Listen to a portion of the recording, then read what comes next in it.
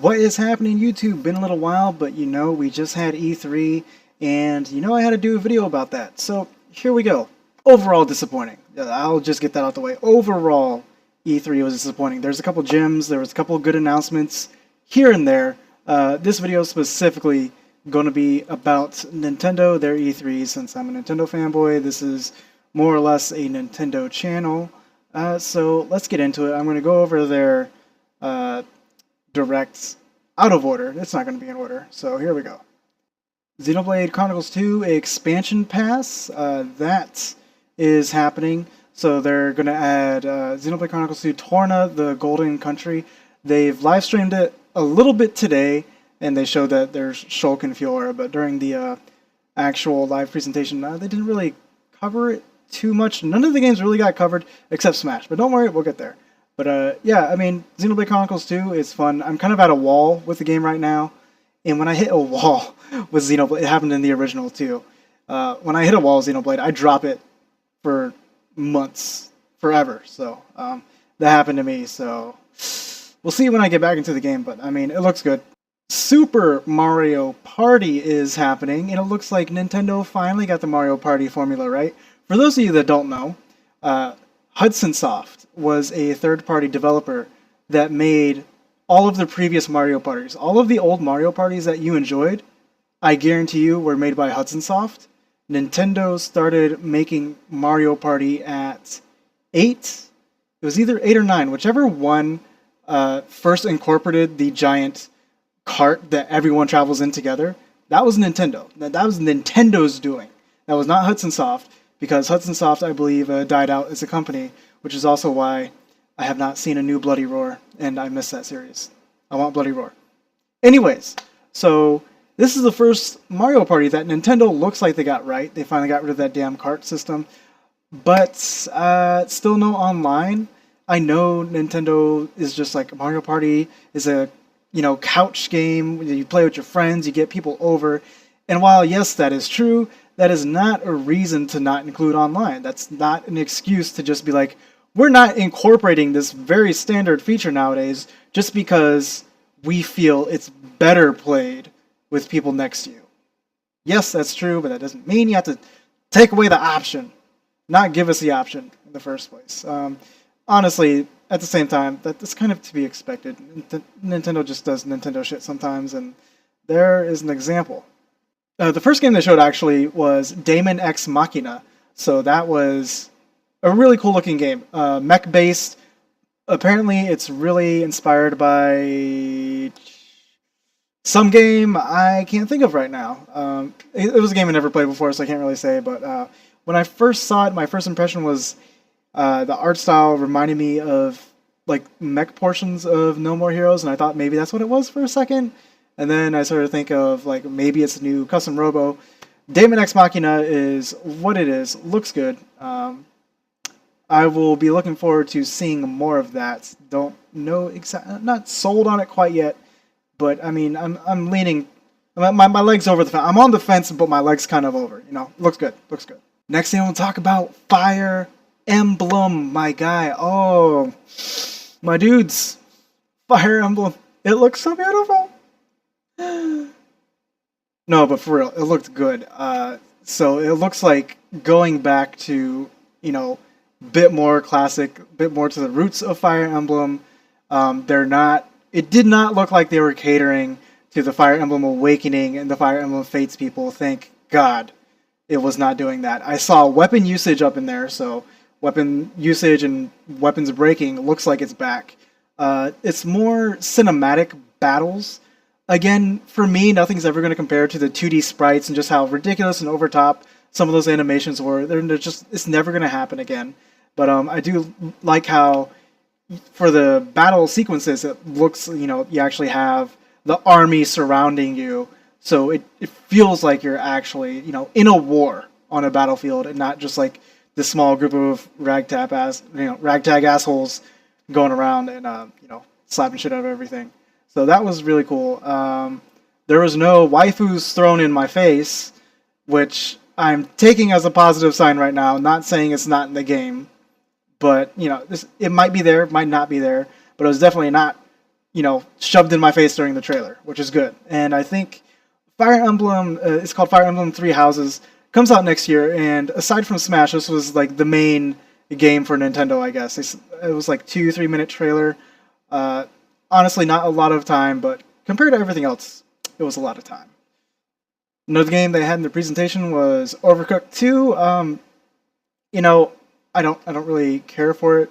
Not saying it looked bad. It's just not one of those games I like to play. I know some people are excited for that. So good on them. That was there. Hollow Knight was shown off for like a second, and it's actually already out. Like some of the, like I think Hollow Knight, Paladins, and Fortnite all came out like right after the direct. So that was cool to be able to see that on the eShop. I'm broke as hell, so I can't download it, and I'm conserving space for both Smash and Monster Hunter. So, but yeah, no, that's cool. That's there. I will be scooping that up eventually. I heard lots of good things about Hollow Knight. So good on that. Good on them. Octopath Traveler, as we know, is coming out in July, but they said there's going to be a prologue demo arriving June 14th, tomorrow. So Octopath Traveler demo tomorrow. Been looking forward to this game for a while. I played the original demo a while back, and it was good. I definitely love the game's everything, more or less, but just the art style it has. It's like this high res, SNES pixel sprite kind of thing, but it's also 3D at the same time. It's beautiful. It is. It's simplistic and complicated at the same time. It's really cool. Really cool. More games they had there. They were just all thrown in this really quick montage. Like you saw every game for like a second, 2 seconds. Dragon Ball Fighters confirmed to be coming out for the Switch later this year. We got Monster Hunter Generations Ultimate obviously coming out in August. EA Sports FIFA 19. I'm not really big into the sports video games, but that's coming out. Another big announcement that was not in Nintendo's presentation actually was in Microsoft's. Tales of Vesperia is coming out across the board. PS4, Switch, Xbox, PC, basically everything they can put it on, it's on there. So Tales of Vesperia coming to the Switch is a big deal. Second best Tales, in my opinion, the second best Tales game. Berseria is number 1, and then Vesperia would be 2, and I put Symphonia 3. If I put my nostalgia glasses on, Symphonia will just always hold a place in my heart. But even if I take the nostalgia glasses off, I still put Symphonia, in my top 3. Vesperia is just amazing. Great game. And I'm surprised, when that got announced, there are so many people I know that are like huge JRPG fans and fans of the series that never played Vesperia because over here, stateside, it only came to the 360. So that's wild. I'm happy though. It's the updated, enhanced version of the game, and everyone gets to enjoy it now. Definitely pick that up if you're a fan of JRPGs. Even if you played the original, just they added so much to the PS3 version that this is like the remaster of that version. So I mean, there's something for everyone. Something for everyone. Great, wonderful game. And finally, I have to bring it to Smash. Okay, the thing is, a lot of people were really upset that Nintendo spent a lot of time talking about Smash. Like, basically, their focus was on Smash. And I kept telling everyone, I was like, okay, Nintendo has been saying before E3 even happened that Smash was going to be their main game. It was going to be their main focus. So I went in there already knowing that. I went in there with that expectation. But even the amount of time, even with that in mind, the amount of time they spent on Smash was a bit excessive.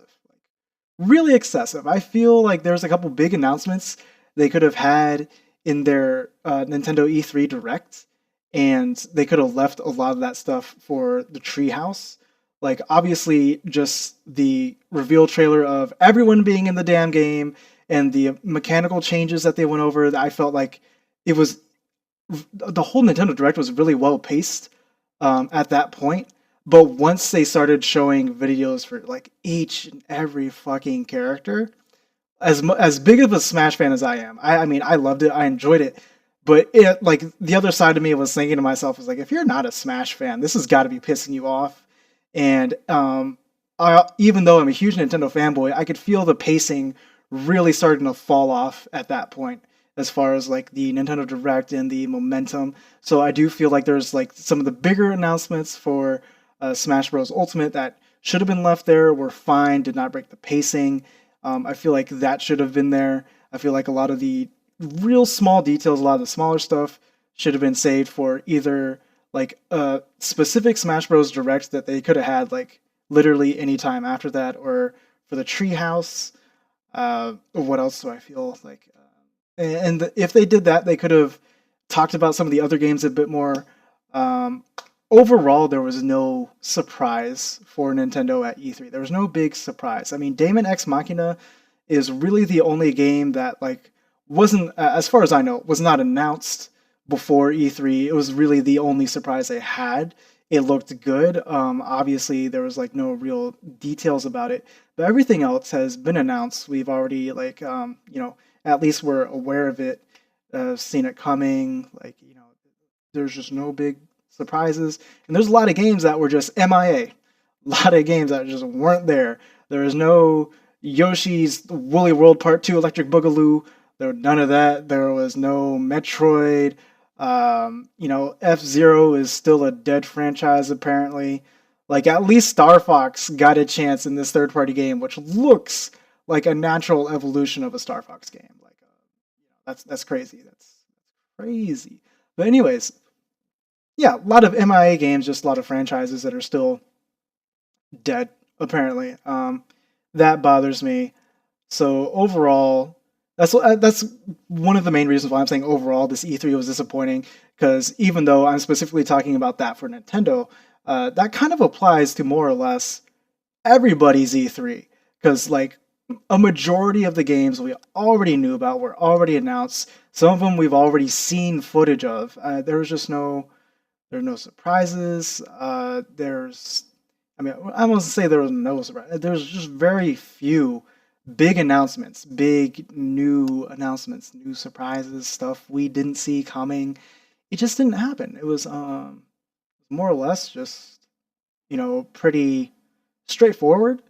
And that's wild to me because Sony and Microsoft and these other companies, basically everyone that's not Nintendo, they only go to these shows. They only go to stuff like, E3 and Tokyo Game Show and like some of the other stuff.